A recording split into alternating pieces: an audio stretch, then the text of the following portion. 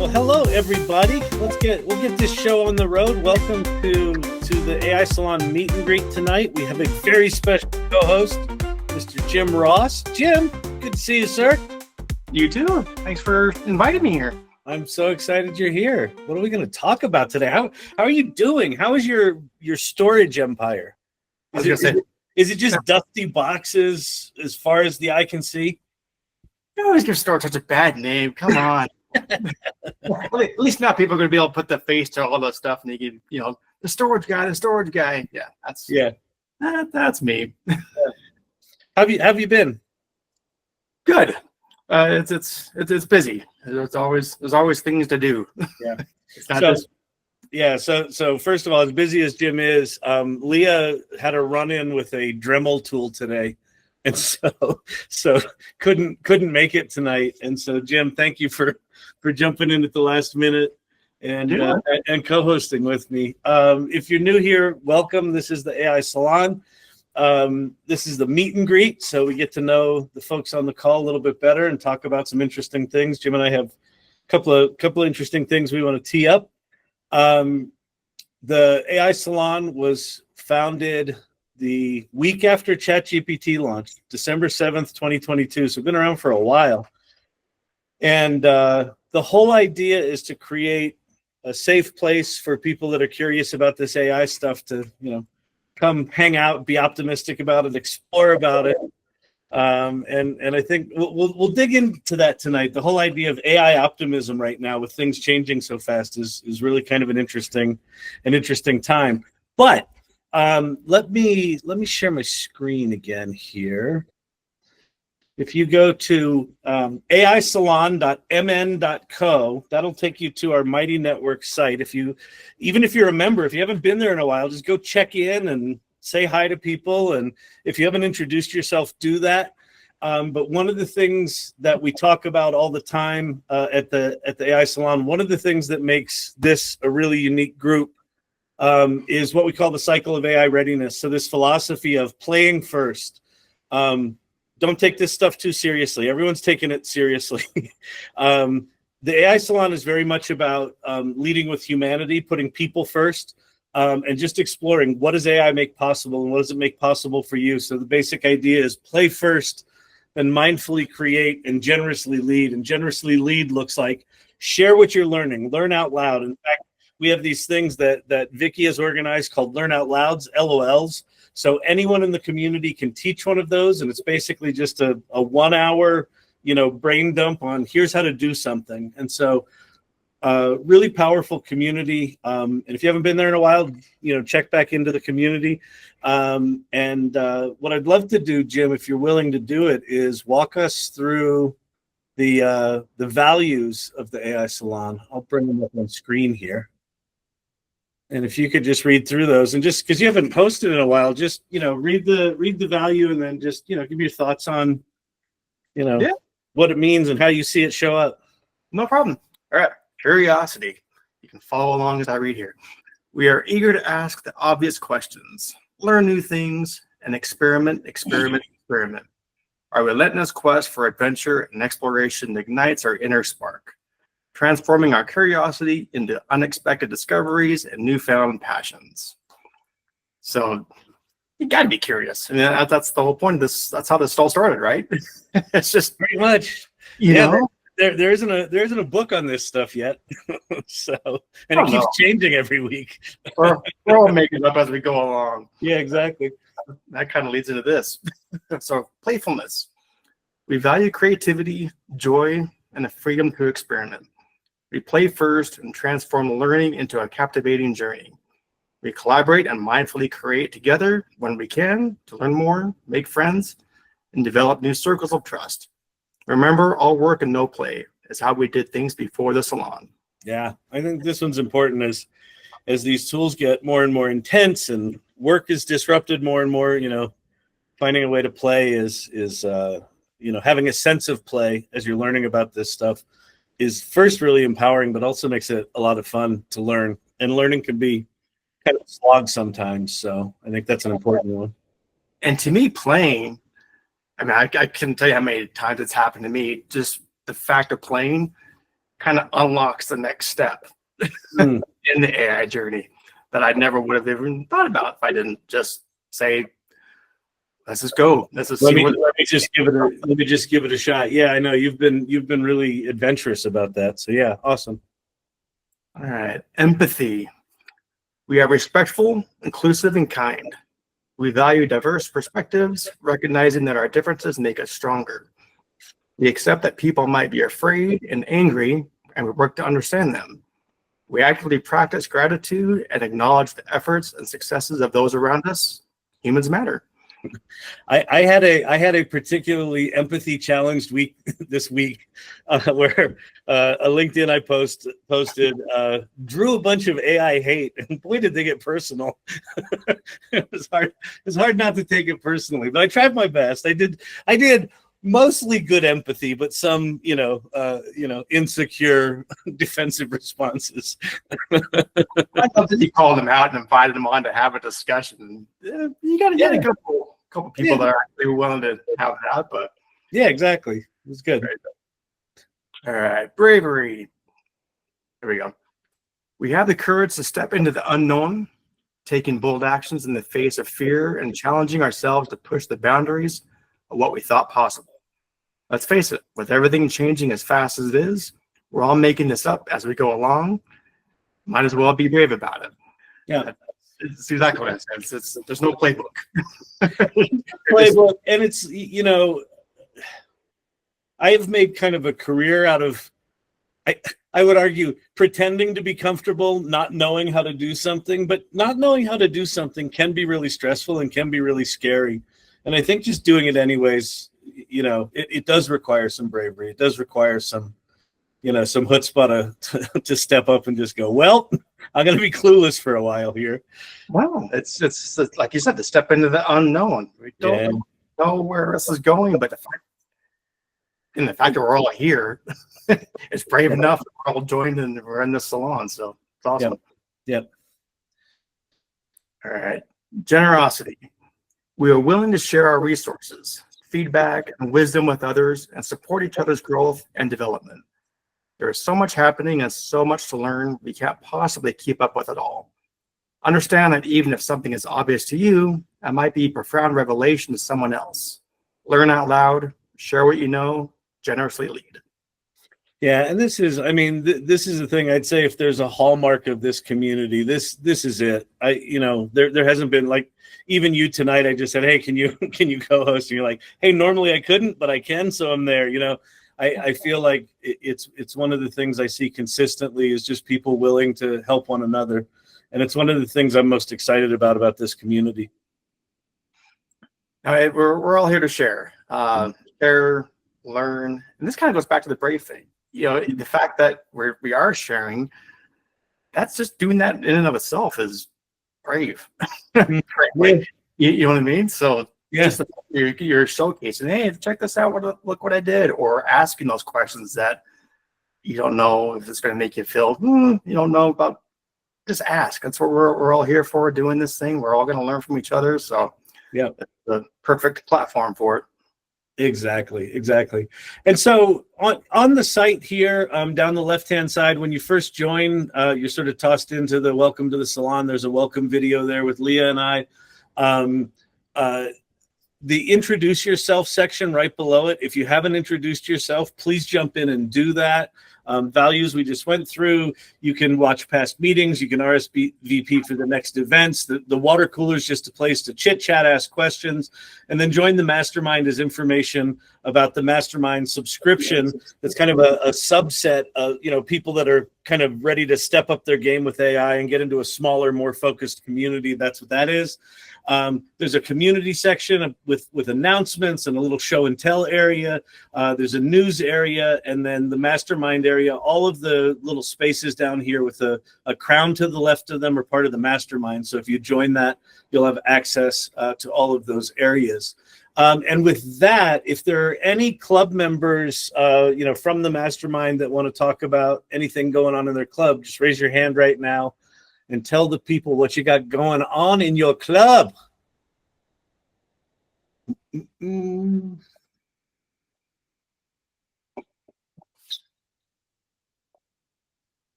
call on Claire.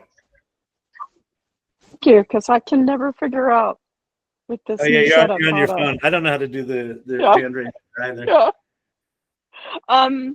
I am part of the AI Life Hacks Club with Brandon and Claire, and we meet the evening that follows the this meeting. So tomorrow night we'll be meeting, and it's a really awesome space with all sorts of fun, cool ideas being shared for how to use AI in ways that maybe you wouldn't think to do so. It's a place to bring your fun experiences and a place to ask questions or ask for help. And most recently, we've been looking at, how to make us all millionaires. So as soon as that happens, we'll let you know. So you're building stock trading bots and lottery predictors, things like that. Not exactly that, but it's all very hush hush. I don't want to Yeah, exactly. spill any beans here. You don't want to spoil it. Exactly. Thank Yeah. you. And that's when? Tomorrow at 5, you said?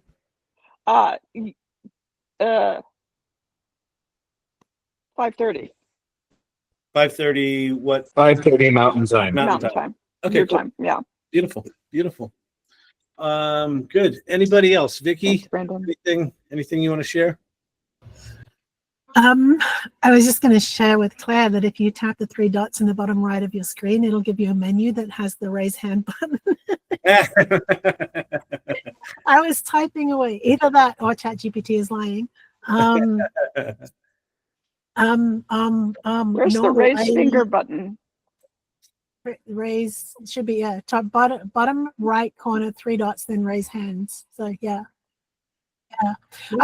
Sorry. Yeah. Other than that, I did not come prepared. I do not have anything. I'm sorry. That's okay. Good. Anyway. Beautiful. So I want to jump in and share a little bit of what's going on in the news, and then Jim, I'd like to kind of open up the conversation with you. Sure. So some things I think worth pointing out. If you see the 2 things on the right, if you've not played with those yet, it means you don't have an iOS device. And if you don't quite know what they are, Grok 4 dropped. So the new version of Grok launched, and it is significantly higher on most of the benchmarks than the other tools. So if you look at this little graph on the left, all these sort of blue and orange things down here are things like OpenAI and Anthropic and Claude and all the latest things. And then this pink thing up at the top here, kind of double the performance of everything else is Grok 4. It does look like Grok 4 was, I forget what they call it. I think they call it overfitted. It was overfitted to the benchmarks, meaning that they trained the tool to be good at the benchmarks, not necessarily to be good in the real world, is one of the criticisms of it. But it's a quite capable model. The 2 things on the right are they also launched the cute little anime waifu lady and the storytelling red panda as interactive avatars that are part of the Grok app on iOS. So if you have iOS, you have to update your app, and then in the upper left-hand corner you can choose. There's these 2 available right now. I think there's more coming. The waifu is obviously getting lots and lots of attention just because it's silly and sexy and all that sort of stuff. But it's from one of the major, frontier model companies. And I think it's actually significant because these things, as silly as they are, they're sitting on top of a model that's as smart as every PhD student in every discipline, right? So there are going to be people whose first experience with AI is not prompt engineering and not learning how to use ChatGPT and not knowing what Grok is, but just having conversations with these things that they can literally talk about anything with in any language and I think it's got a really good chance of bringing a whole new wave of people into the AI world. I also think that just judging by how the frontier model companies copy one another, I would be very surprised if we didn't see this from other major players at some point soon. But I think we're going to have to get used to these kinds of interfaces where we're interfacing with people that either look like people or look like cartoons, may have special personalities, may not. But I'm just curious if anyone has played with these avatars and what your thoughts are generally about them. Anybody been playing with them? No? I've been playing. Yeah. When it first came out. First thing I thought of kind of reminded me of when, on ChatGPT, when the image thing came out and everyone was hopping on that, going, oh, that was their first foray into the image. And then Yep. video with Google VO3. Yep. Now, holy crap, look at this. Yep. I kind of feel like this was part 3, part 3 of the trilogy here of like, now we got the interactive car type thing going. That's going to have more people kind of put their foot in the door and getting on their radar of what this is. Frankly, the first experience with it.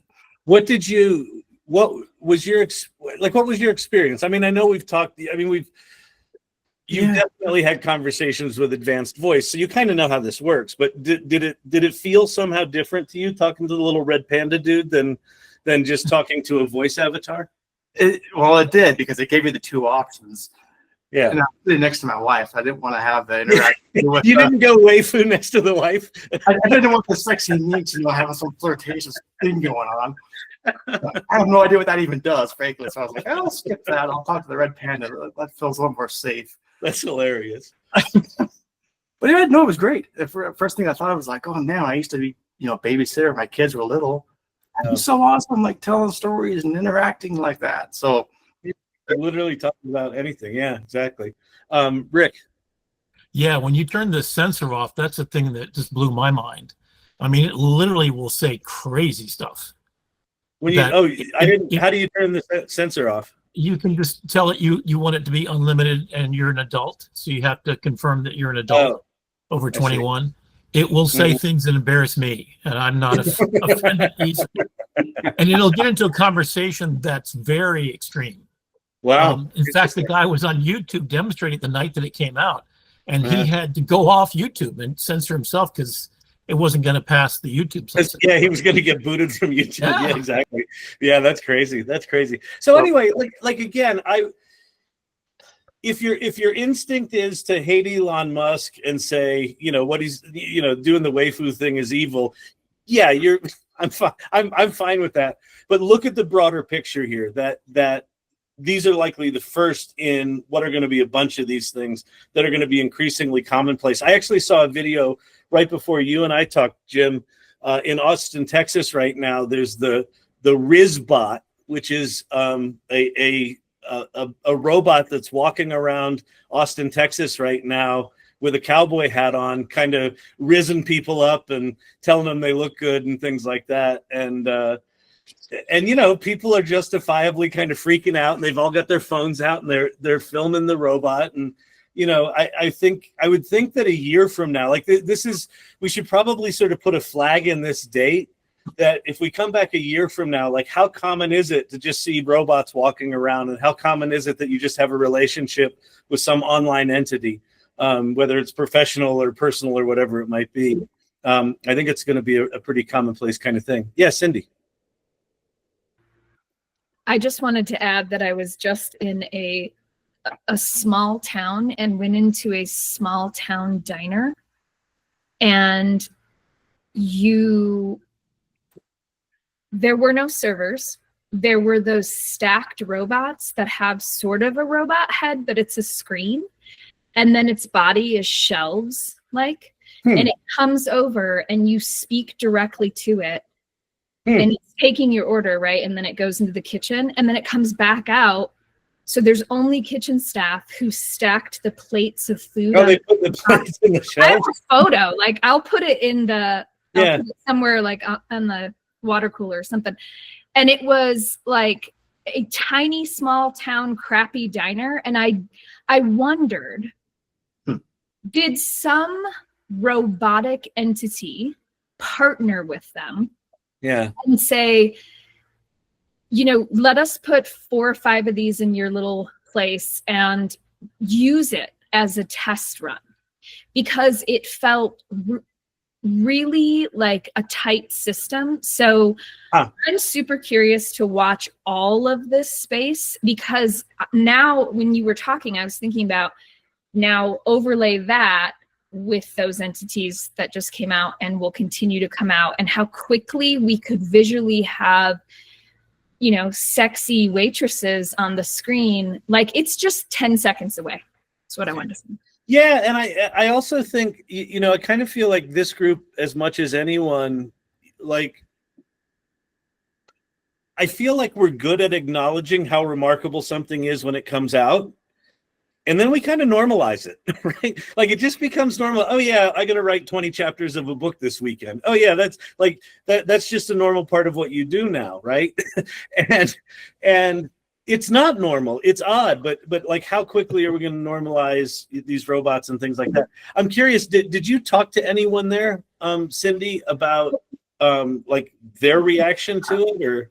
I just talked to a couple people like who had experienced it, because I actually just snuck in there to go to the bathroom, so I wasn't eating there, and everyone thought that was cool. There was nobody who, I don't know if they were locals. I didn't go deep. There were no robot haters. It didn't seem like it. I spray paint X on the face. Right. I was just going to share something else too that I was just thinking about, of the wait, go to somebody else. My thought went away, but it's going to come back. Okay. Bob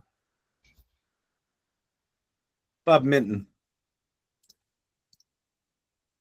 You're muted if you're talking.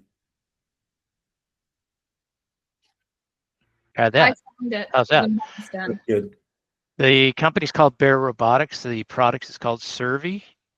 It's been around for, I don't know, at least almost 10 years. Wow, interesting. They used to use them here in San Mateo, and my daughter worked there for a while. So, really cool product. Wow, that's super cool. That's awesome. Thanks for that. We have like a little. We got someone on the inside. That's cool. That's awesome. Hey, I thought of my other thing I just wanted to share out to the world. Yeah. Our friends Brian and Adnan, we just proudly, after some effort, not on our problem, but the Amazon went through trial and error to get their book that many of you are familiar with into an Audible. Oh. And it was not easy. Like the what has to happen is almost improbable unless you are an audio editor. But we did it. We managed it. We were finally celebrating. And today we got notice that it will not be published as an Audible book, because while it was both of their voices, they used 11 labs. And we didn't tell Amazon that. And they're not allowing it? Nope. And so we didn't admit to anything AI. We weren't asked. There wasn't a button like there is in KDP, because this is ACX.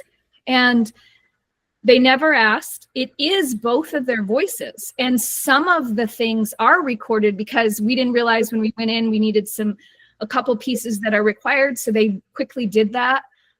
So there is some real voice, and then it's their voice, but then they took it into 11 labs to read their chapters. Yeah. And ACX Audible is a absolute no. Isn't that interesting? They have said unequivocally, the only way this will be published is if every single chapter is recorded by your voices and you do not engage any AI. That is so short-sighted. I mean, this is kind of ridiculous at this point. I don't know if y'all saw, but YouTube about a week ago, and I think it went into effect today, about a week ago, said that any auto AI generated, headless videos that are just sort of done by the thousands are going to be demonetized. I think they demonetized them today. What they did say was that any videos that are produced with AI that have significant human contribution, right? So if you take a Kelly Bosch video where she's done all these edits and put them together, those are apparently going to be allowed. I don't quite know how they determine the difference between those two. But this feels very much, I distinctly remember, when would it have been? Maybe early 90s. I remember the Grammys happening, and the head of the Grammy organization came out on stage, and he like pointed at these young people in the audience and said, "They're stealing our music." And it was just this really embarrassing, there's music on the internet and it's going to ruin our lives. And he sort of pointed out these kids, and it was just really bad. I kind of feel like we're at a similar moment right now where the people that are afraid of AI are saying, get it off the platforms. It has to be real people. I just don't see that lasting all that long. I think I could see a thing that says, hey, if something was human recorded, maybe gets flagged and that's got a higher profile. But to outright ban it just seems ridiculous to me. But hey. Well, and I also think it's one thing to outright ban it, that your two guys in your book is being read by a complete AI voice. I think this is a whole nother thing, that they took the time, 20 or 30 minutes of recorded voice, took the time to do that, put it into 11 Labs, and then feed it each chapter. It is them. Yeah. It's just it's ridiculous. They didn't use a fake voice. They didn't use an avatar. It is them. It is their voice recorded, but I would argue rearranged, because they put in 30 minutes each of reading time. You know what, Cindy? I'll tell you where my head is right now. What the idea that I have is, this might be the kind of this feels like the perfect kind of issue for the salon to take a stand on. So maybe we collaborate on writing an article. If anyone's passionate about this, maybe we write an article about this and publish it on the salon, but also publish it on LinkedIn under the salon name, because I think there's the sort of heat that I got for daring to say, think about your contribution as you're making AI stuff. The heat that I got for that, I feel like taking a stand and just being reasonable human beings to say, hey, there's a new tool here. Here's where Amazon's stance is. Here's why we disagree with that. I think that might be something interesting to do. So if that's something you're interested in, let me know. I know Rick and Ivan, you have your hands up. Let me get the rest of the news items, because I want to open up a conversation that's sort of circling around the stuff that we're talking about here. Okay, so some other things. OpenAI this week announced that they're going into the consulting business, which is really interesting. So any customer that's willing to pay more than $10 million can get professional services from OpenAI. So fascinating for a tech company. Generally, tech companies do not want to have services revenue because it can devalue them. But they're doing things like taking their expertise in fine-tuning models and doing that for big companies. So I think that starts to look really interesting. Companies that have interesting data sets, that have specialized trained models, might have some sort of advantage there. Also, XAI, Grok, and Anthropic both announced Department of Defense deals. And so we're starting to see these tools kind of rolling out widely across things. I think those are pretty interesting, and those probably start to feel like custom built, custom tuned models with high security, high privacy is my guess. So all three of those feel like within a 1 week period, we've got major frontier model companies doing some kind of services, doing big kind of deals like that. So that's pretty interesting stuff. We also heard from Zuckerberg. If you haven't been paying attention, there's a whole lot of poaching going on between Meta and OpenAI and Anthropic and OpenAI and Meta. They're all sort of poaching employees from one another. Zuckerberg came out yesterday and basically said we're going all in on AI superintelligence, and they're announcing multiple gigawatt training facilities. So basically, just giant warehouses full of GPUs that have gigawatt power requirements. Basically, the one building that they showed was about the size of Manhattan. That's the kind of scale of these things. Just full of GPUs just to do this training. So they're going all in on super intelligence. And I talked about this last time, but I think it's important. Not a single one of the frontier model companies is talking about AGI anymore. They stopped talking about AGI entirely. They're now talking exclusively about artificial super intelligence, which says to me that they've achieved AGI and that it doesn't really matter. But we just need to know that these tools now are at or above, human intelligence, and pretty soon they're going to be at or above human performance. They're not there yet, but we're very, very close to that, and things are accelerating. And then the last thing is Perplexity came out with an AI browser where you can use the Perplexity engine in browsing sessions. So it's got access to any tabs that you have open and any tabs where you're logged into a service on. And I played with it a little bit. I haven't played with it a ton. It's in limited beta right now. But I think we're all going to have to relearn how to surf the web. I think we don't surf the web anymore. I think we start ending up sort of interacting with these tools that go off and surf the web for us and bring it back for us. And I think learning how to do that effectively and not fall subject to hallucinations and things like that is going to be a whole new acquired skill. So anyway, those are some of the things going on. The thing that I wanted to tee up with you, Jim, is something that, let me just stop presenting there. So unfortunately, Leah couldn't be here tonight, but when I brought this up with you earlier, and you're like, I think about that every day. So I got a panic text from Leah mid last week.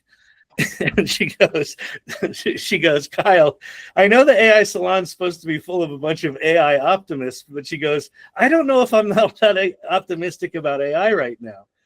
And my initial response to it was like this panic of like, oh no, we've lost one of the good ones.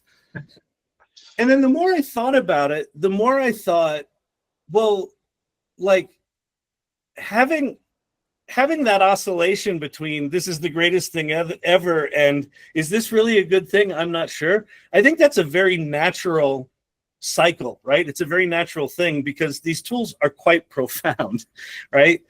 The other thing that Leah said that I thought was really interesting is she's increasingly disappointed by the frontier model companies not putting humans at the center of their work, that they're leading with the technology. It's not about the people.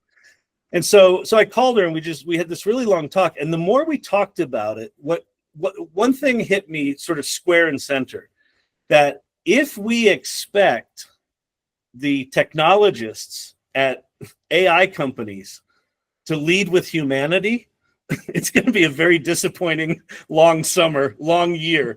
That they're not going to. That's not who they are. They're technologists. They're mathematicians. They're engineers. They're not leading with empathy. You know who is leading with empathy? The AI Salon. Exactly. Like this group, right? Like what the conversation with Leah did for me was really cement the importance of us having these meetings and just connecting as humans and saying, hey, how does this impact us? How is this better for your business? How is this worse for your business? How is it challenging for the people that you're talking to? So Jim, I'd just love to hear from you. Like, where's your head with, do you love them? Do you hate them? Are you a dreamer or a doomer? Or, what's your balance with those? And how do you deal with the existential moment that in history that we live in? I get whiplash every day from it, frankly. It's good 1 minute and it can flip in a heartbeat. and be like, oh my God, this is what's happening. So I'm all over the place when it comes to that. I look at it where what we're doing right now in the AI Salon, you doing your dailies every day, that's kind of my grounding. That's my balance. Just be is what, connecting with people? Correct. Connecting with people, just having these discussions and not being like, cool, check out this tool. Look what this tool does. Look, it is a much more grounding conversations that we have. Or we're all in this together. We're all still trying to figure it out. Yeah. We all have those highs and those oh my God moments. So it's a roller coaster. So just doing this kind of helps level things out for me. You know, I'll have days where it'll be like, I think of my kids, you know. Yeah. How old are your kids, Jim? I have a 21-year-old, 17, and 15. Yeah, they're right at they're entering the workforce right when the workforce is about to be obliterated. They're in it, and you know, I think just me being so much involved in AIs as I am. Yeah. When we're talking about, you know, college and future, oh my gosh, I'm like, I don't know. I don't know what to tell you. So I have those moments and I'd be like, oh, it's hopeless. But then, you know, later on in the day, be like, this is the best thing ever. Check this out. You're going to be able to use this tool for your business and your life. So I'm all over the place. Yeah. Yeah. I am too. And I, you know, again, I just go back to, I think that it's funny. I have when I go into moments of insecurity, the moments of insecurity are around things like, oh, well, I'm not really doing anything important because I didn't invent the technology and I don't really know how to use it all that well, right? I'm just trying to talk about it. And then there's a conversation like I have with Leah there where it's like, oh no, like thinking about the people and how they're going to be impacted and how they learn to use these tools and how they amplify themselves with these tools. It actually is important work. But I actually, what the conversation with her reminded me is that I want to make sure that in the salon that we make room for voices of people who might not be feeling optimistic, that might be scared, that might be right, that you know, it's not just about us going rah AI. So anyway, I'm curious, does anyone in the audience have thoughts on this? Just raise your hand. I'd love to hear your thoughts. And yeah, Rick. Yeah, I mean, every time I try to look at how many people are looking at my photography, I get completely, you know, decimated because like literally nobody. It's crickets. I got pictures of whale sharks being sonogrammed by a whale scientist and stuff like that. Nobody wants to look at that because they've seen that a flying whale shark jumping and playing, you know, badminton with somebody. Yeah. It's so I feel like a kid on Christmas morning too, where you get the toy and you play with it for 48 hours and all of a sudden it sits there and you know, you're like, next. Because I tried Elisa last night and that was mind-boggling. I did a whole PowerPoint presentation with Manus and it did everything and generated a cover for me that was magnificent. I mean, it's still a lot of work to drive it. I feel like it's not getting that much easier, but today I had, you know, I think that the promise that technology is going to make your life easier, like just memorizing passwords has just not gotten easier. It's gotten worse. You know, like a simple thing like that, if we haven't fixed those things, but like a monumental progress, which is, you know, 400-page books that I finished in less than a year is insane. I couldn't do that without it. Yeah. So fascinating. Beautiful. Thanks. Ivan.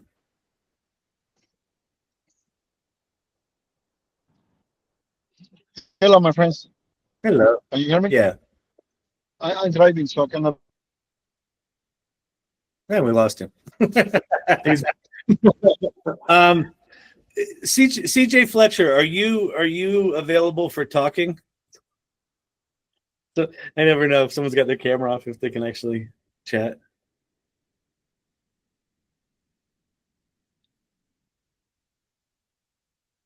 CJ, are you there? All right. he's not there. All right. Well, so yeah, I'm there. He's there. oh, hey, CJ. CJ, where are you with this? I know that you deal with a lot of, you know. Can you hear me? Yeah. I'm sorry. Hang on, Ivan. Okay. You know, you deal with a lot of stuff around bias and art and things like that. Where are you on the sort of doomer dread spectrum these days? What I'm finding is a lot more on the doomer side, to be very, very honest. But not doomer for the generation that's coming after us, but doomers for the generation that is in the experimental phase, being us right now. This is an infancy technology, and it's much fun as we're seeing all these things just come up and pop and go and go.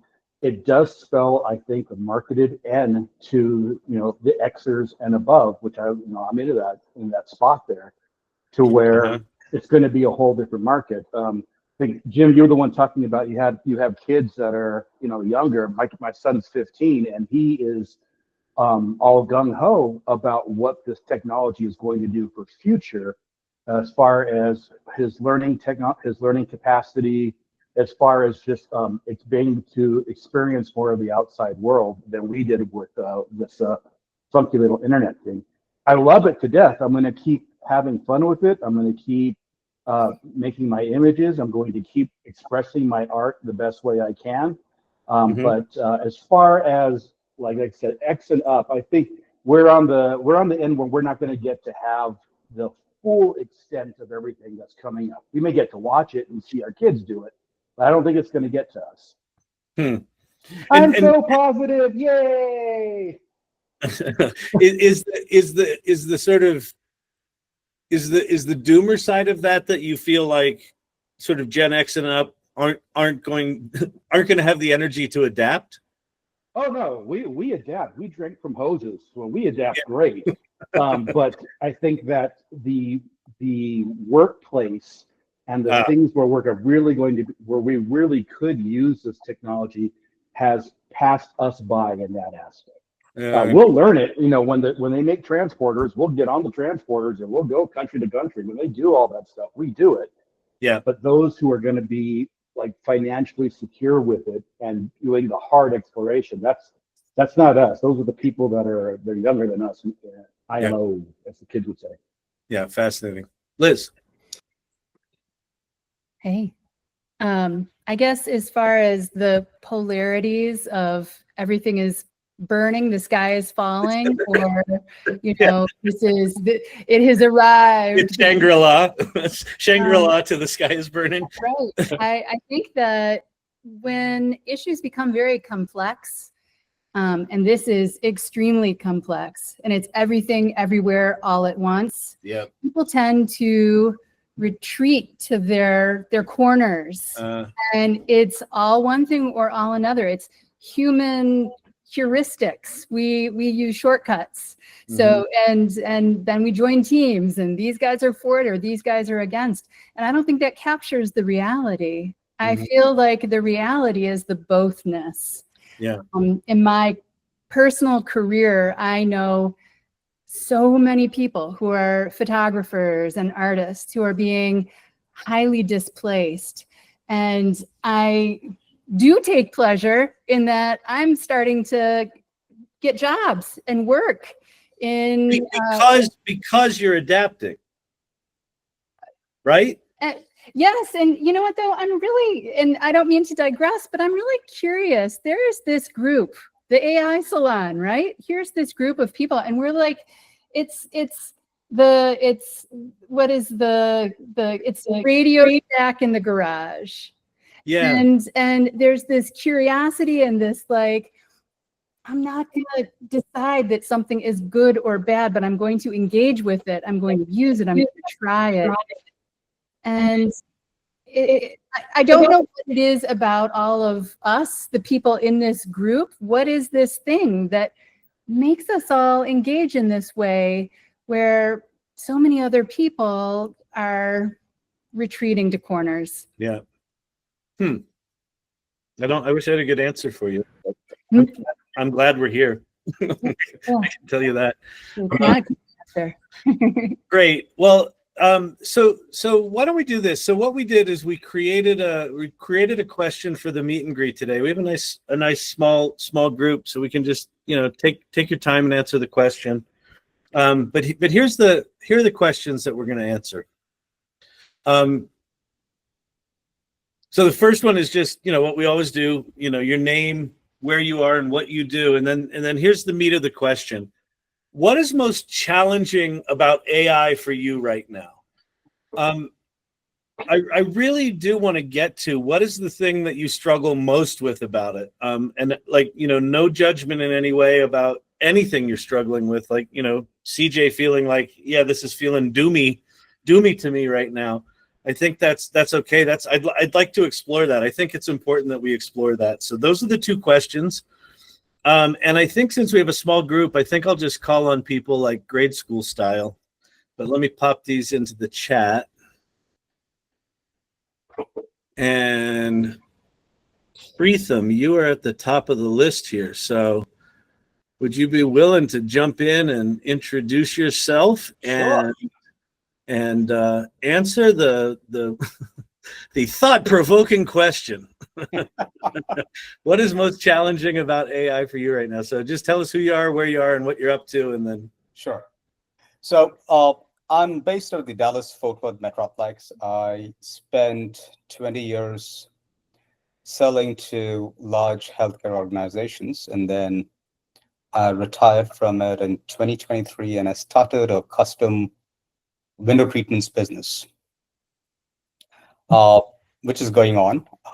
In addition to that, I am also, and I've been playing around with AI for the last, I want to say, year and a half, right? And especially I started my career in coding, so I still love to code. What is the most challenging part about AI for me right now? I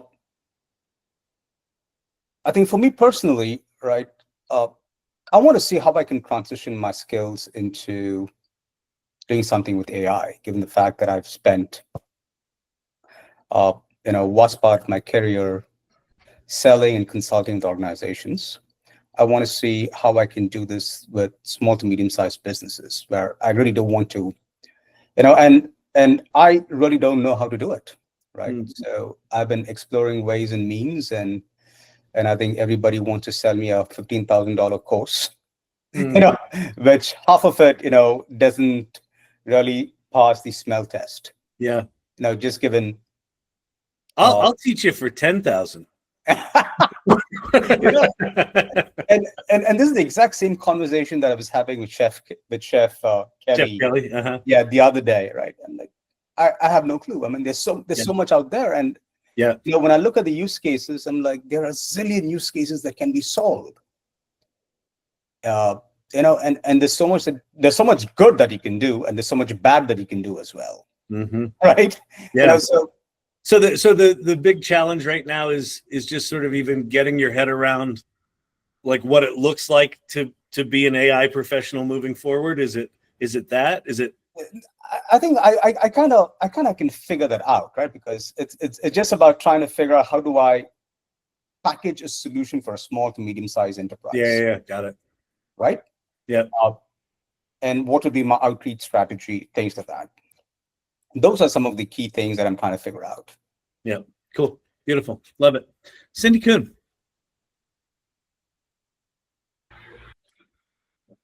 God, I was just thinking about this, what is my big problem?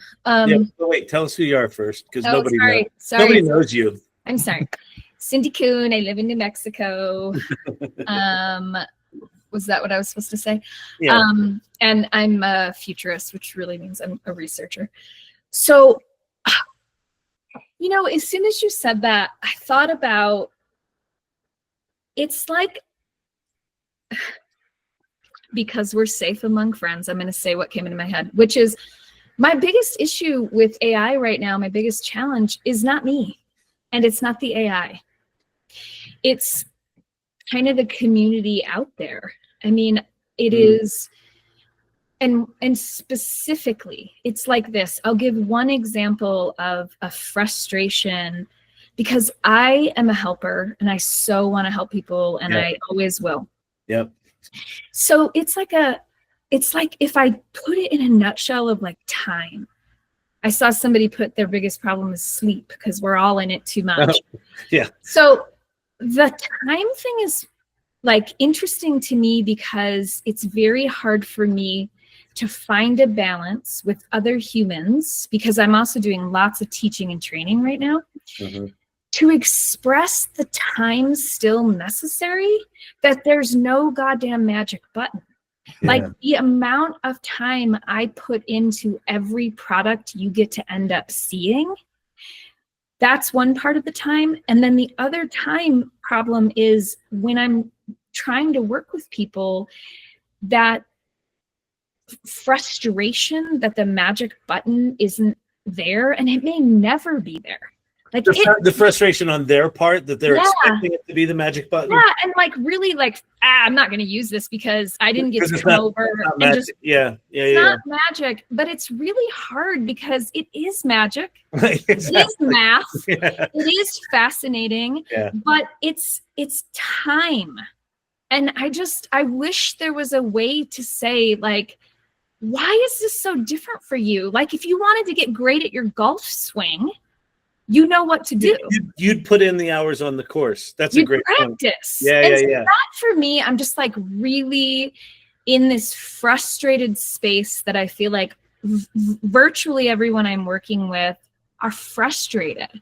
And I can't get them to understand quite that we're not at magic agents that you're just going to go, Becky, make my breakfast. I mean, we're just not there. So wow. I don't know. I feel like that's the thing I'm working with the most is it's totally like what Leah said too. It's back to the humans. Like we've got to have more humans hand holding right now, because people need it. So really good. I don't know how all of us do that and go get jobs hand holding, but I don't either. But I don't either. I think it's important. And I think what you said, I think that idea of the gap between expecting it's a magic button and you have to practice with it like it's a golf swing, that's a really good metaphor, because I don't think a lot of people that are not in it can't get their head around what does that even mean.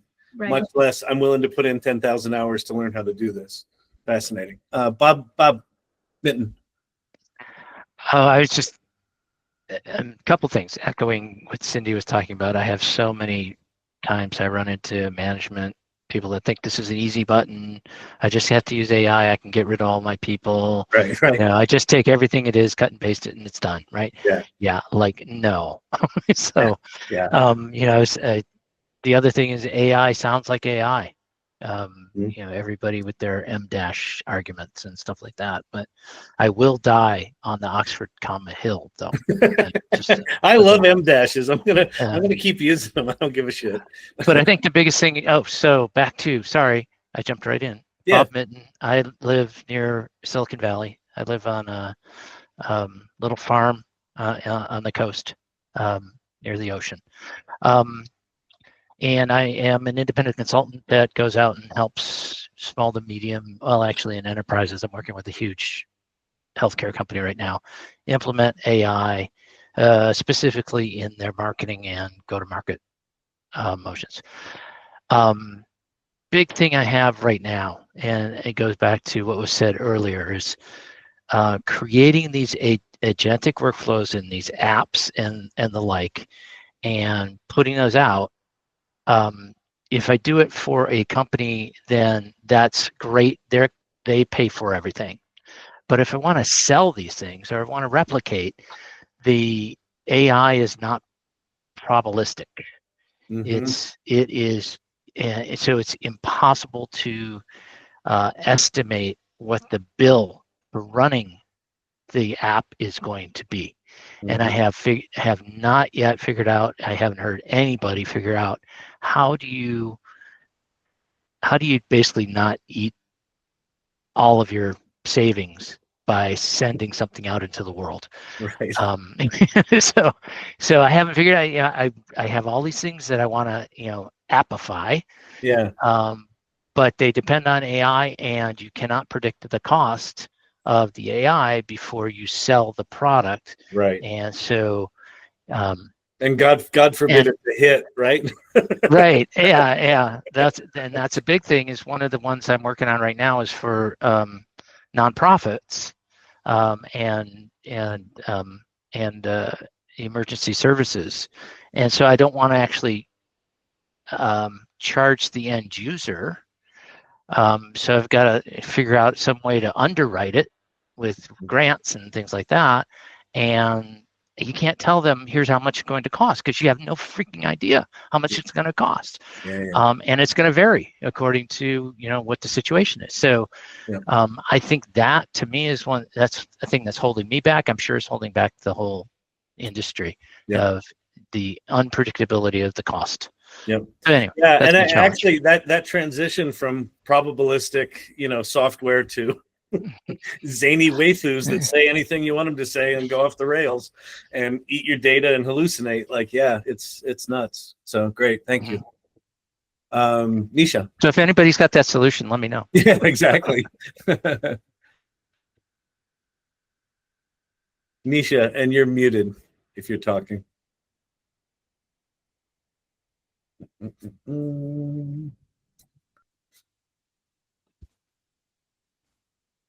Nisha, are you there? You're muted.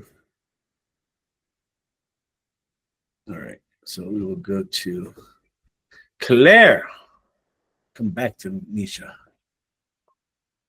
I'm here, and I just want to tell everybody there are 3 little dots on the bottom of your screen, and there's a button in there that if you push on it, and you don't have the little hand goes finger. up. Good, yeah, I saw your hand up. It's good. I like it. Thank you. I can learn. I'm teachable, at least for the few minutes that it's still in there. Claire Jacobs. I'm a clinical psychologist in San Antonio and a coach. I'm helping people, primarily neurodivergent people, learn how to overcome self-doubt so that they can be as productive and as happy as they want to be and as they deserve to be. So that's where I'm focusing right now in terms of professions. The thing that's hardest for me with AI is really not that different from what's hardest with other stuff. Thanks, Rick. Which is staying even semi-organized. I think I have asked ChatGPT the same questions 18 times. I thank God it has the patience of Job, because absolutely I don't have the organization down yet. And so things that I've done or that I need to do or that I've already done 5 times with ChatGPT's help, I don't always know how to find that and access it when I need it. Luckily, it'll just redo it for me, but that seems kind of... Yeah, no, I know. I'm right there with you. The organization thing. Although I will say that projects in ChatGPT has helped. Just having the discipline to put it in a project does help. Started using those, But yeah, someone needs to invent the Tupperware system for AI prompt and you lose all the lids. What? Yeah, Charles Adams. Hey. So I'm originally from Texas, but I moved to St. Louis just last October, and retired from my hypnotherapy practice at that time when I moved, because Missouri needs more licensing than I have. But my biggest problem is also the organization. It's more that for me, I've got a whole lot of things to say and not enough patience to say them all in one place. So I've got 15 different personas on different social platforms that I don't do anything with. but they're all like different hats that I wear because I've done a lot of things in my time. I've been a blacksmith, I've been a carpenter most of my adult life, hypnotherapist, and lately an author, and I've written and published 80 books. They're cheap smut. It's nothing to be proud of, but it does earn money occasionally, $4 at a time. So it's a way I can make money with AI to pay for my AI addiction, because I have so many subscriptions. If you don't do something that makes a little bit of money, you're just going to drown in it. It's going to eat you. Okay, yeah. Right. But I have seen more and more that the things that I'm seeing online make me want to scream from the rooftops. If you want a therapist, it's not going to be somebody who you agree with everything they say to you. You've got to ask for it to push back and slap you around every once in a while, because you wouldn't be asking for a therapist if you had the right ideas already. You're not correct. That's really good. I think, that feels to me like a huge business opportunity, actually, but I think it's also, that's a big risk is if these things are too sycophantic, it's not going to serve people, even though they think it feels like they are. It's the child star dilemma, being told that you're right and perfect and good and all these things for far too long, and not enough, hey, you're fucking up, is not good for you. You need the friction. The friction is what builds people. The failure, basically, you learn from failure. And part of that failure is finding everybody cringe when you say something. Yeah. And if all they do is smile and give you more money, it makes you worse, not better.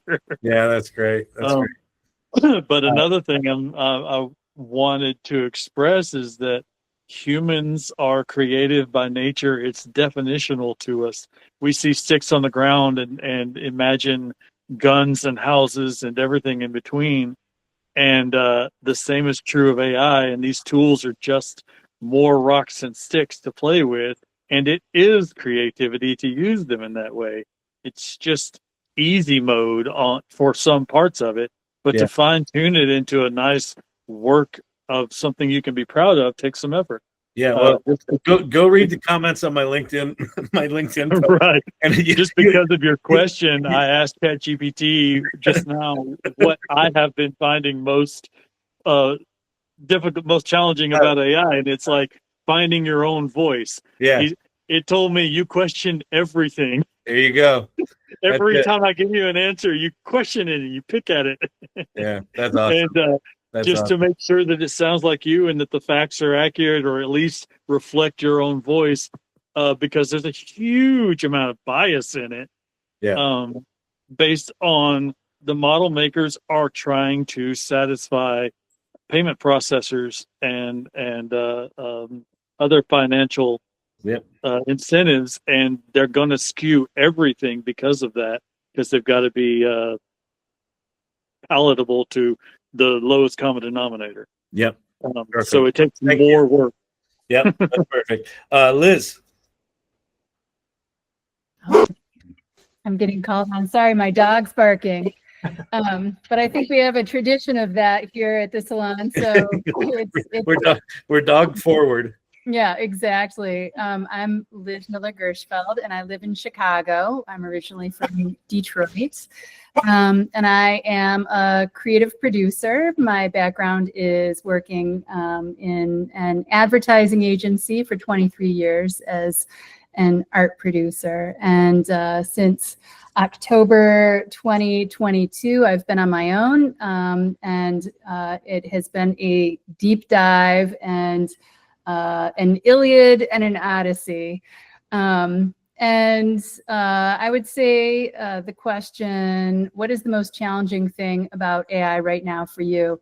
I mean, in the work that I'm doing, the most challenging thing is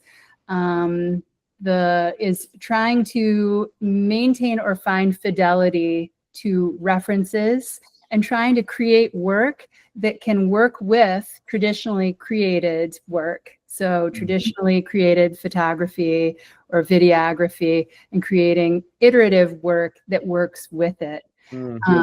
But I'd say that's just a technical problem, and it feels like a math problem. Like you work through it, although you burn through credits. Yeah. But a more existential problem is sort of like when I read your LinkedIn. I think I told you this, Kyle. When I read that post and saw the heat that you got. I'm supposed to be giving a talk or a part of a panel to a group of professional photographers.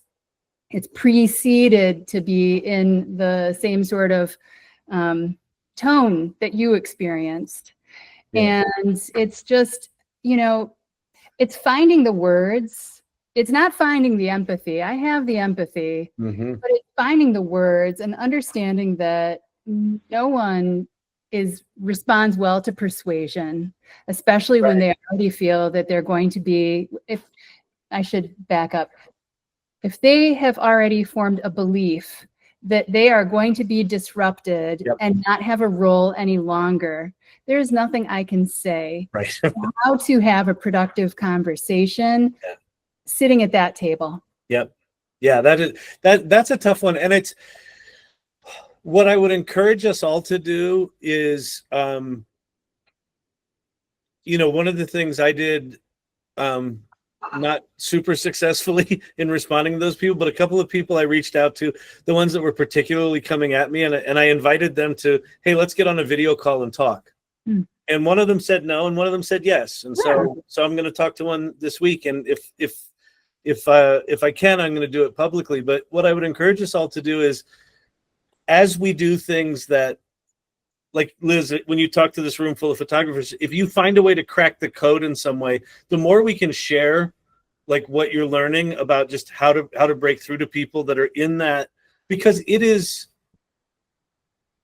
a very existential threat, right? If you've made your money, generating images, and all of a sudden here's, the world can now generate images at that fidelity to use your language. That's existential, right? So I completely get it. And at the same time, if you can't have a productive conversation, you can't. And so anything we can do to just share how to do that better or different, or here's a thing that cracked through with one of those people, I think that would be great. I'll share my learnings. Yeah, that would be great. Terrific. Thank you. All right. CJ Fletcher. Hello, everybody. Hello. Yes. Who? Yeah. Tell us who you are, and how far you are from a show at the Met. Okay. Well, I am CJ Fletcher, as you said. I am a graphic designer for a nonprofit that serves a community of individuals with developmental disabilities from birth to death. And I am also a generative artist based out of lovely Denver, Colorado. Good times. Thing that was pinned up there, that is the most difficult thing, challenging thing for me right now, really, with the art space, the creative art space really being inundated and flooded with everybody trying to express themselves more and more, which is a beautiful thing that it's opened up for everybody. The challenge I have right now is really telling my story visually in a different way than other people would be telling theirs. And it's more of a personal challenge for myself rather than a technological challenge. I think there's been some wonderful storytellers out there for people who have never told a story before, and they're doing this visually, and it's gorgeous. And my challenge is making sure that the story I'm telling doesn't look like theirs, because my story is different than theirs. And as far as my plan goes, Kyle, I know you like the updates. We are exactly in the halfway point of 2025. I have recently began working on my next few series of collections for galleries here in Denver. The plan still goes. I took the last 6 months to really deep dive and learn my craft, and now I am back into trying to make a little bit of Skrilla with that out of it right now, but really about getting the story all taken care of and really told properly. Beautiful. Love it. Love it. Love it. Love it. Rick McCauley. Oh, hey. Yeah, I'll double down on what everybody's saying. I mean, it's one of these moments. It's happening so fast. It's the noise and the signal I'm having trouble with. It's like, what's really worth my time? And I'm the one that said no sleep. I'm averaging 3 hours every night right now. But tell us who you are.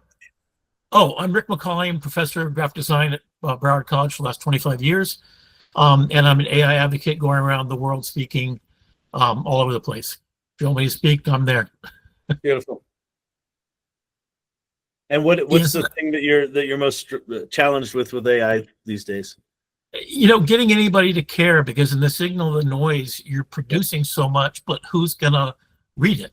Who's gonna look at it? You know, Kelly's Bosch is putting out 3 or 4 videos per day, and I love the hell out of them. They're really going places that I never imagined was possible, and but she's getting to this sort of burnout phase, like I am, I think, where okay, so you produced all this stuff, and what do you do with it? I mean, I have millions of pictures from 50 years of being a professional photographer for the Herald. And I've done books, 38 books so far on photography alone, but nobody will look at it anymore. So there is that nostalgia pain that I have, but at the same time, I'm having so much fun with the new Christmas toys that I kind of, you know, and my worry is that nilly vanilly thing, that the fake stuff is going to quash the curiosity and the pure joy that a lot of us get out of it. I mean, I think, Kyle, you got to say that what happened in your simple comment, which was just not anything to comment about. It was not that big a deal. Is that you were just expressing your joy and you're kind of figuring things out. And it's like, you know, Armageddon happened. I think because there's a pent up fear, right? And fear is what leads to the dark side. That's my worry. In all my optimism, I have a little bit of fear right now, and I didn't used to, because it's moving faster than even I can adapt to it. I mean, I grew up in Japan and Greece, you know, and my dad said, why do you have to do this? Because to train you to go into the military, you got to expect whatever. So I was born adapting every 4 years. That's just who I am. So desktop publishing came, and I laid out the entire Miami Herald on it. On a Macintosh Plus, I brought it from home. So, but now it's going 10x, 100x. It's 1,000x. Yeah. And what does it look like? Yeah, and I think the signal to noise thing is a very, very real challenge. So that's fascinating. Great, thank you, Vicky. Me. I'm Vicky Baptiste. I live halfway down Illinois. I'm a language engineer and an enterprise search product owner, and I am also an Oxford comma lover, but I have no idea how to even type an M-dash. The most challenging thing for me right now is that AI gives me so many ideas and so many good ideas that I can't even see one through to fruition before I have to start on the next one because it's more brilliant than the last. So I like being ADHD. I used to have a bunch of crafts in my wake. Now I have a bunch of like half-started businesses and apps and like all that kind of stuff in my wake. And one day I will circle back and finish some of them.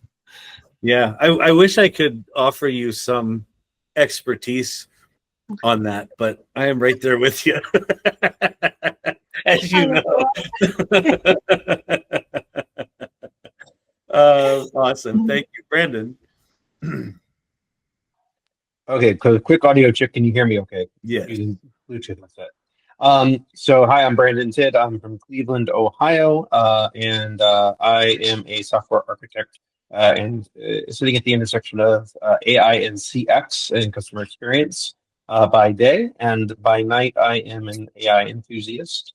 I'm going to co-opt Cindy's analogy of a golf swing, and as I've been listening to more and more people talk, I'm realizing that AI is putt-putt. It looks really easy.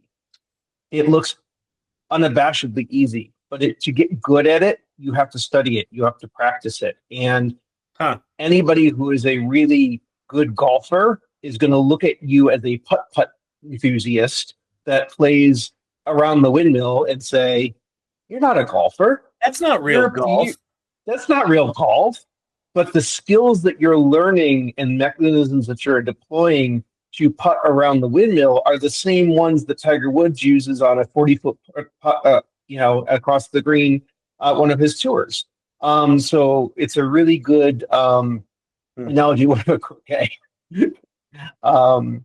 And so, I think what I'm struggling with is a two-part this week. One, as I've been talking with folks in your comments section, Kyle, of that post, there's so much defensiveness of defining what art is and what it isn't. And for the art community that is, I'm not an artist by trade.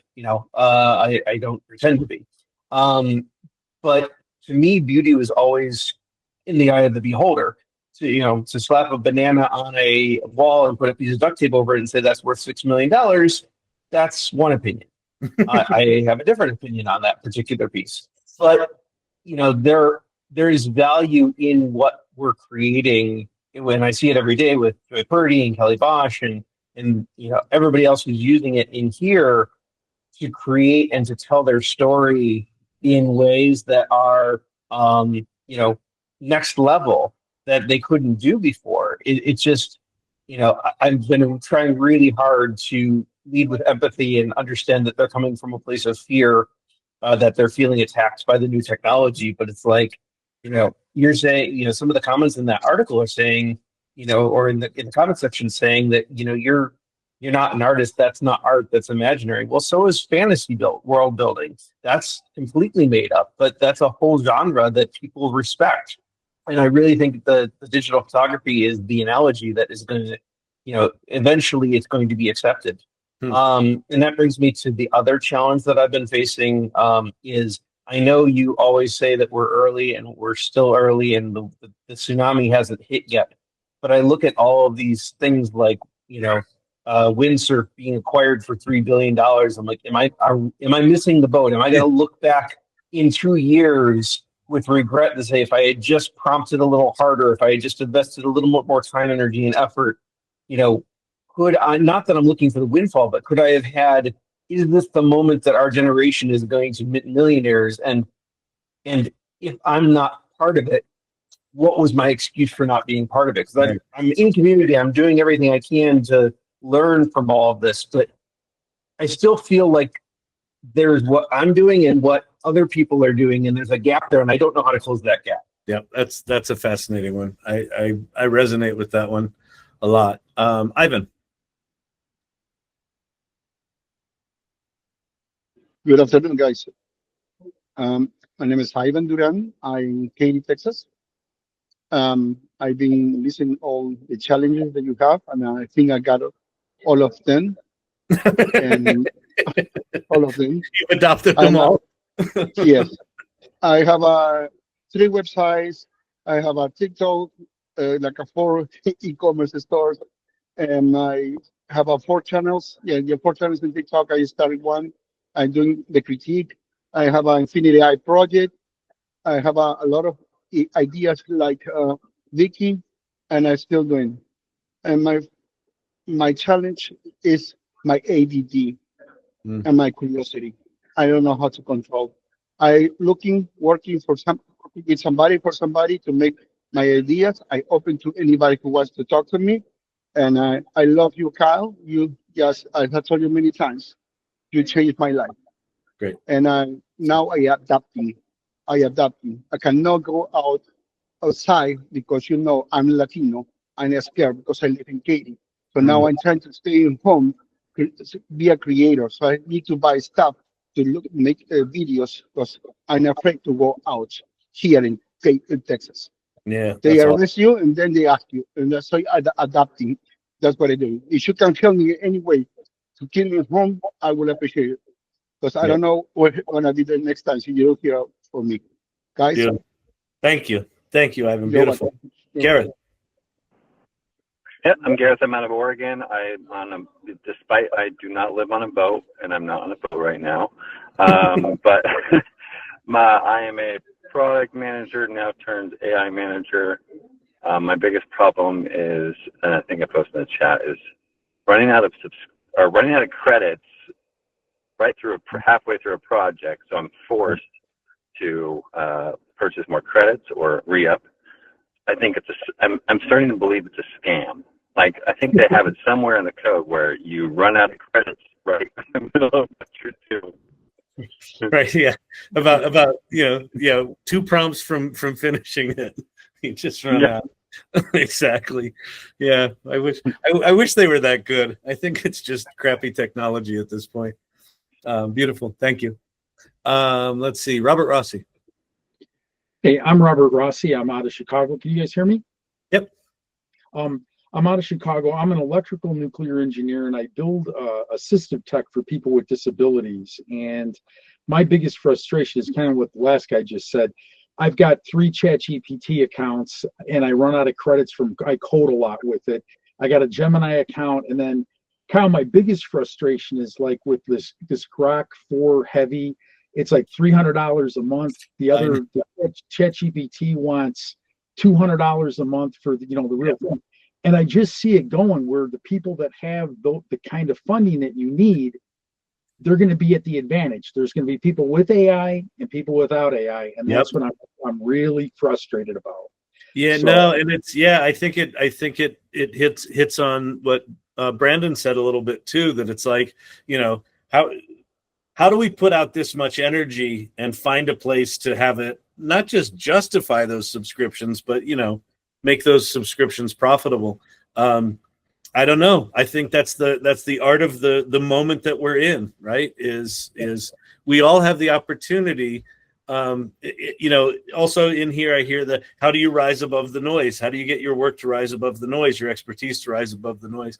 I have 0 good answers for you at this point, but for me, being in a group, like hearing all this is really good for me, because a lot of this, I'm feeling a lot of these things, but I don't say them out loud. I'm just like, oh, so this is really good. So yeah, thanks for sharing that.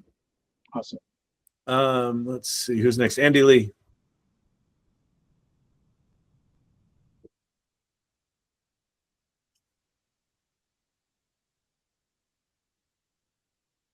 Andy, can you hear us? Hello, Andy. You're muted. All right, we'll come back to Andy. Kelly Camp. Hi, I'm Kelly Camp. I'm from Dallas, Texas, and I have a small, hopefully growing AI agency. I've been doing it full-time for 2 years. It's been quite the experience. And I would say my challenges are similar to what a couple of other people have said. Is one, I'm building what I feel are some pretty amazing tools and products, but nobody is ready for them yet or understands what they are, what they can do, and they're not willing to pay for them. And 2, I'm creating all these things, and I don't really know what to do with it. I don't know what to do with my knowledge, with my skill sets. I'm ready to go, but the rest of the world hasn't caught up yet. Yeah, that's it. I think we just need to, we need to redirect ICE, and instead of immigrants, they need to capture all the anti-AIers and just put them in a room and fucking teach them what this stuff can do. Right. It's like, let's just move this thing along already. So yeah, I'm right there with you. Yep. All right, awesome, thank you. Danielle.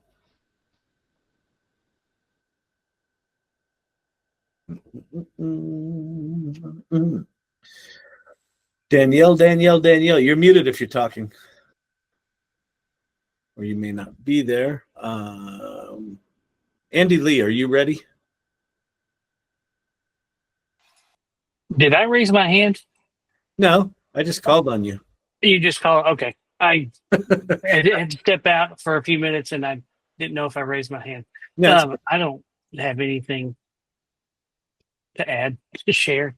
Sorry. Well, just tell us who you are, what you do, where are you? I'm Andy Lee. I'm in Nashville, Tennessee.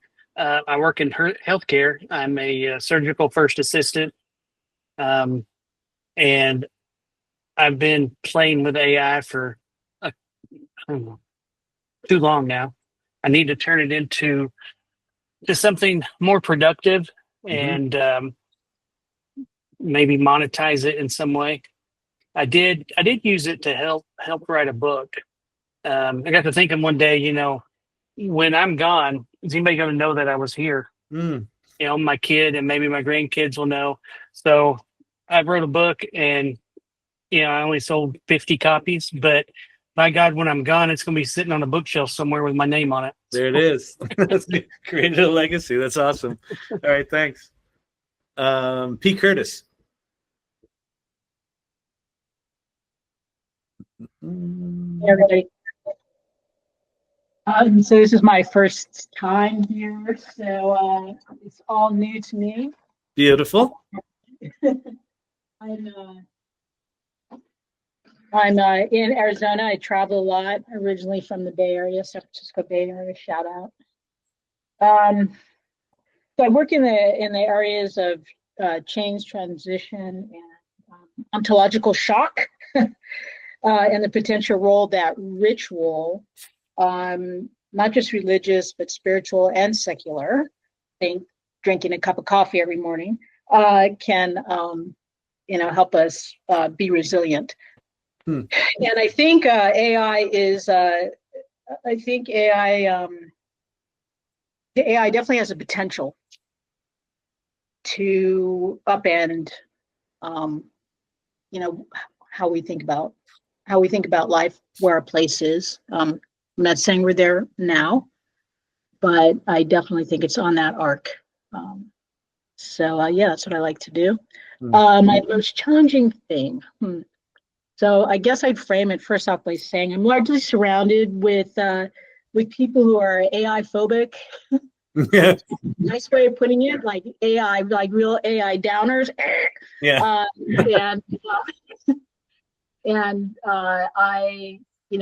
mentioned I grew up in the Bay Area because I've been around computers since I was wee. So it's I love it. It's all it's a lot of fun.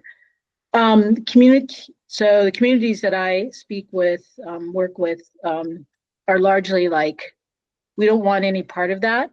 But probably my biggest challenge is that, in a way, they're right, because they tend to bring up where the people, they tend to bring up the bias. We saw that horrible thing that happened recently. That's just one of so many. And the response when when those things come up, like, is not really it's not where we want it to be. It's certainly not something I can defend by any means. So I think that my biggest challenge is, like, trying to get people, people aren't open, which I get. It's they have a bias and a prejudice toward a thing that is proven to be biased and prejudicial. So I don't know what to say. I'm like, I say you're absolutely right. The thing that I think one of the things I'd like to sort of break through, but I usually don't get to the point of really having this conversation with folks, which I completely understand, and I'm completely with them, right, on this. I mean, it's not where we want it to be by any means, and it's potentially is a very powerful tool. What I'd like is to start doing is thinking about how we can see AI as a tool. We've always had to work around tools. We just have to think about Microsoft and how it does stupid things. We're like, damn it. And we're trying to figure out, like, oh, how can I get it to not do that thing? Or what do I have to do to work around that thing that Microsoft wants to do? And I think it's the same thing. We need to innovate how we think. We need to innovate how we engage with AI. It is not a search tool. The Perplexity browser, I just find, I haven't used it yet. I find the idea fascinating, and I find the idea kind of demeaning a little bit. What we do with the browser, when we use a browser, it requires us to sort of be engaged and have some thinking and to really intuit, right? And to really sort of go down rabbit holes and really follow strings. And I just wonder if a browser, an AI browser, is going to reduce that ability for people to engage their brain. You've been listening to the doomers too long. Yeah, You're starting to believe the hype. I weigh all of it, right? It's all, it's all balanced, but there was that recent, limited research from, was it MIT? Yeah. Showed different ways, right? So there's something there. Yeah. There's definitely something happening. And I want to break through, it's one of the challenges. Like, how do we break through how we've done things and start thinking about how we have to redo and change the way we re-engage our brain. Yeah, love it. Absolutely. Great, thank you. Mira.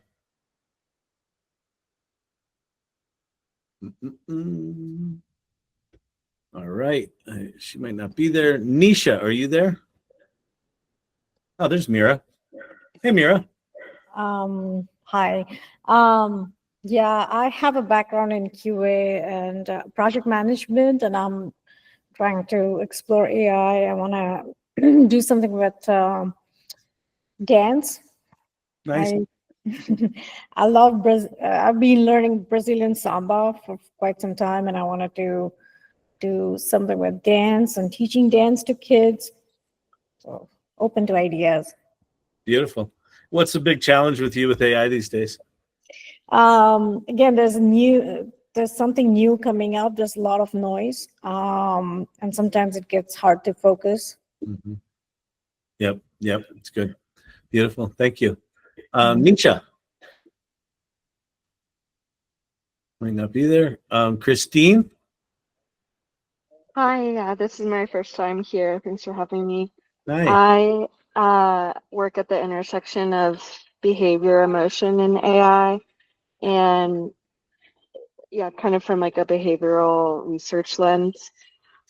And something that I've been coming up against is like keeping human nuance intact as systems scale, particularly in healthcare. And I also do a lot with like branding and marketing, and I just see a lot of emotional labor being offloaded that I'd like to keep in the creative process, and a lot of stuff being left out because the model is being designed around efficiency and not like human complexity. So I'm just trying to keep things human as we get faster. And Yep. Yeah. I think that's huge. Listen, I think that's a role of us individually, but also as the organization, the AI Salon is, reminding the world, reminding the tech companies that having humans front and center is actually important. And how is that different than what they're doing right now? I think is actually quite important. So yeah, thanks for sharing that and the work you do. That's great. And then last person before Jim Ross is Greg Wansiak.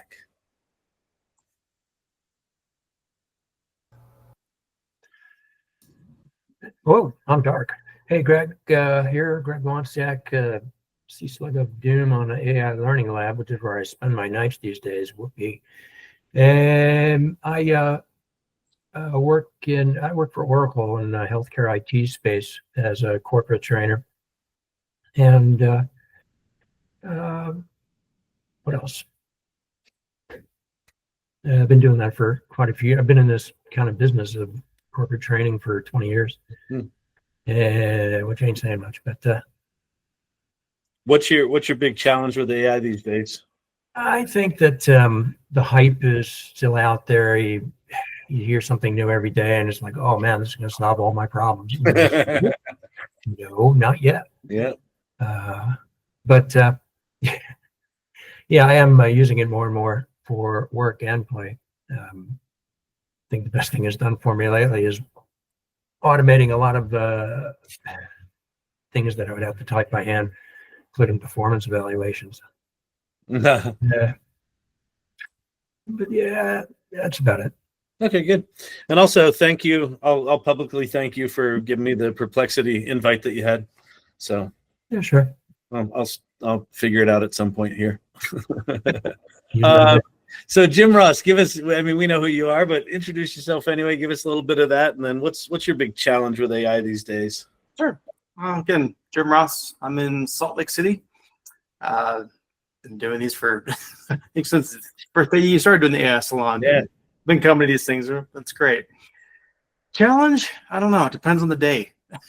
I think every day is something new, something else comes up on my radar. As far as a challenge, that's where I use ChatGPT. I call her Sam. That's my voice on ChatGPT. Nice. She's my therapist. We're always like going back and forth on different things and challenges.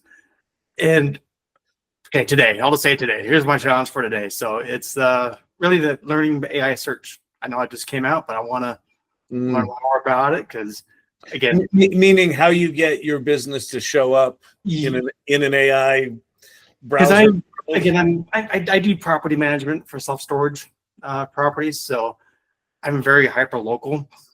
Yeah, and I deal with mom and pop places, not like big chains and stuff. So I'm trying to think how I can get that little bit of an edge when it comes to AI search for these little guys and for local. So need to learn as much as I can when it comes to that. So hey, give me that invite. Plus, complexity, yeah. Just all that kind of stuff. Again, where it's kind of going back to what we were talking about before, how it's just we're just holding on, riding the wave, and holding on for dear life with this kind of stuff. Yeah. Well, that's a challenge. Just trying to just kind of stay ahead. Yeah. It feels like the seas are getting bigger, the waves are getting bigger, and the oscillations are getting bigger. So, let me share mine. Let me see if I can pin myself here. Coming faster and faster. I'm getting bad interface. There we go. So I'm Kyle Shannon, the founder of the salon. I'm also the co-founder and CEO of Storyvine, and I have too many projects going on. I'm in Denver, Colorado. I think my big challenge with AI, like it's been articulated a lot today, but I think it's some combination of knowing what to focus on, or not even knowing, just picking something to focus on is a challenge. And then having built a lot of things, getting any of those things to rise above the noise seems next to impossible these days. So I don't have a good answer for that. And I have this, my sort of sinking feeling of doom with AI is that no matter what idea I have and how brilliant I know it is in this moment, I just can't help but think that's going to feel trivial a year from now. And so I fight I fight the balance between, should I build this thing? And it really doesn't matter because it's just going to be irrelevant a year from now. I know that building it is the right thing to do because you learn how to do stuff. But at the same time, that balance for me feels like it's out of whack. And I feel like the pending massive wave of innovation that's coming makes it so that it doesn't really matter what I do right now. And I think I don't like being in that place. I don't like being in a cynical place. So with that's everyone that's here. I thought that was a really fascinating, fascinating. I'm glad we did that question because, I think it's okay to be in this place of not really sure and where are we, and how do you learn how to do ChatGPT search show upness? I don't know. Figure it out. Well, what's funny is, again, I told you I always use my ChatGPT voice, and we have our conversations. I'm an old man. I sit on my porch swing. I have my coffee, and I talk to ChatGPT in the mornings. And I brought up that question exactly, of being like, how do I stand out? Yeah. Again, you can make fun of storage and all that, but we're still competitive. We still got a lot of stuff and people using these tools, and they're getting the message out there. Yeah. And I asked Mike, this is my challenge. Want to be able to stand out, and if not now, give it a year. People are going to be on this kind of thing, and it's just going to be so noisy. Yeah. And you want to know what she said back? Community. Really? Out community. That was the answer. So you're already a step ahead of the game. Been doing this for a couple of years now, building the community, but that was the answer. Is community and connecting with others is going to be key to help to stand out. Like, oh. Yeah. Well, and it's community.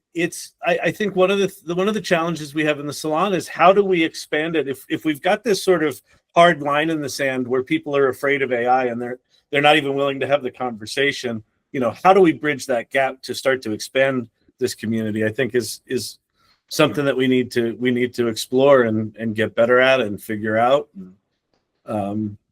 But it's fascinating that was the answer, because my instinct has always been that's the answer. Yeah, but right now we're a community of early adopters, and how do we bridge the gap to people that are sort of just on the other side of that chasm? I think that's our next big evolution.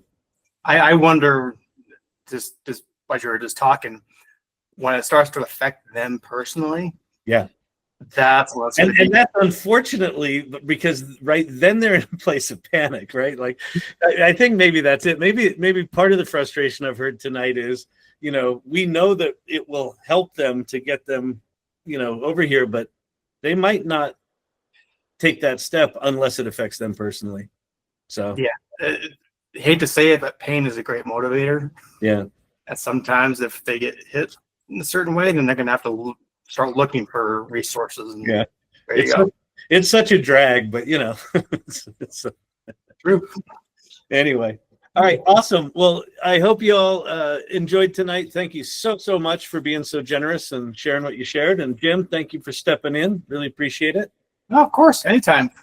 Great. All right, everybody, have a fantastic evening, and we will see you next time.